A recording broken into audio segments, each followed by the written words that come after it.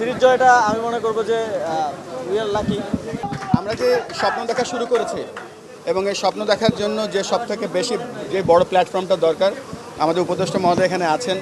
আমি ব্যক্তিগতভাবে প্রচণ্ড সাহস পাচ্ছি কয়েকটা ব্যাপারে। না, বিগত সময়ে আমরা দেখেছি যে মানে মন্ত্রী এসে বলছে যে এই প্লেয়ার খেলবে না, কারণ সে তো এইগুলোতে যেটা হয় আপনার একটা ইনস্টিটিউশন ওয়ার্ক করা বন্ধ করে দেয়। বাংলাদেশ পাকিস্তানের সাথে এই টি-20 সিরিজটা জিতেছে, এটাই আমাদের জন্য আশাব্যঞ্জক আমি মনে করি। আজকে যেহেতু অলরেডি আমরা সিরিজ জিতে গিয়েছি এবং আজকে অনেকগুলো চেঞ্জ ছিল টিমে, সো আমার মনে হয় এটাও জরুরি অন্যান্য প্লেয়ারদেরকেও খেলার সুযোগ দেওয়া, যেহেতু আমরা সিরিজটা অলরেডি জিতে গিয়েছি। তো আশা করি সামনের দিনেও বাংলাদেশ জাতীয় দলের এই সফলতা অব্যাহত থাকবে। আমরা আমাদের এক্সপিরিয়েন্স এবং এক্সপার্টিস শেয়ার করব। যেখানে বাংলাদেশ ভালো সেখানে পাকিস্তান সেটা নিয়ে উপকৃত হতে পারে, যেখানে পাকিস্তান ভালো সেখানে আমরা তাদের থেকে সেটা নিয়ে উপকৃত হতে পারি। এছাড়াও আরও অন্যান্য বিষয়ে আলোচনা হয়েছে। পাকিস্তানের সাথে বাংলাদেশের ওভারঅল সম্পর্ক এবং কোলাবোরেশনের ব্যাপারে আলোচনা হয়েছে।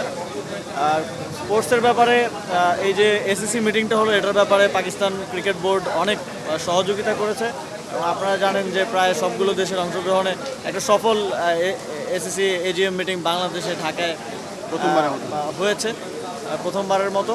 তো আশা করি এটা অব্যাহত থাকবে এবং এই রিজিওনাল যেই বোঝাপড়া এবং সম্পর্কের মাধ্যমে আমরা মনে করি যে ক্রিকেটেও সামনে ভালো উন্নতি হবে এবং ক্রিকেটের মাধ্যমে রিজিওনাল সম্পর্কটা বোথ পলিটিক্যাল এবং কান্ট্রি টু কান্ট্রি সম্পর্কটা সামনের দিনে আরও লেভারেজ পাবে এবং সফলভাবে আয়োজন করেছে। আপনারা হয়তো জানেন যে অনেক ধরনের বাধা বিপত্তি বা ছিল, তবে এখানে পাকিস্তান ক্রিকেট বোর্ড সহ আরও যারা আছেন সবাইকে ধন্যবাদ। সবাই একটু সফলভাবে বাস্তবায়ন করতে সহযোগিতা করেছে এবং ক্রেডিট গোস টু আমিনুল ভাই অ্যাজ ওয়েল। উনি অনেক পরিশ্রম করে এটা সফল করেছেন। যেহেতু বাংলাদেশ তো এসিসির প্রেসিডেন্ট থাকবে নেক্সট 2 ইয়ার এবং তারপর পাকিস্তান, তো এটা একটা গুড স্টার্ট। অবশ্যই পজিটিভ এটা, আমি মনে করি যে ফ্যানদের জন্য এটা পজিটিভ, যারা ক্রিকেট নিয়ে একটু হতাশ হয়ে যাচ্ছিল তাদের জন্য। তবে এটা এমন না যে ওভারনাইট তো আসলে চেঞ্জ পসিবল না। ওভারনাইট কয়েকদিন খারাপ খেলতে পারে, কয়েকদিন ভালো খেলতে পারে। তবে আমরা কাজ করতে যাচ্ছি লং টার্মের জন্য। আমরা এমন পলিসি নিতে চাচ্ছি, ডিসেন্ট্রালাইজেশনের মাধ্যমে চ্যানেলটা তৈরি করতে চাচ্ছি এবং প্রপার ট্রেনিং সেট আপ করতে চাচ্ছি, যাতে করে এটার ফলাফলটা হয়তো আজকে পাওয়া যাবে না, এটা 5 বছর পরে পাওয়া যাবে, বাট এটা লং টার্মে বাংলাদেশের ক্রিকেটকে একটা ভালো জায়গায় পৌঁছে যাবে।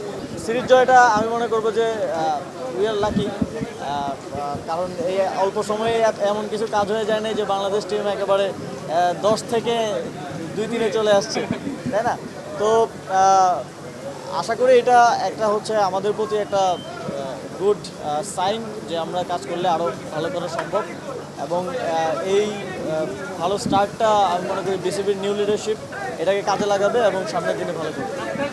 না, বিগত সময়ে আমরা দেখেছি যে মানে মন্ত্রী এসে বলছে যে এই প্লেয়ার খেলবে না, কারণ সে তো এইগুলোতে যেটা হয় আপনার একটা ইনস্টিটিউশন ওয়ার্ক করা বন্ধ করে দেয়। আপনি যখন আমি যদি প্লেয়ারদের সাথে কথা বলি তাহলে এখানে কনফ্লিক্ট অফ ইন্টারেস্ট তৈরি হবে অবশ্যই।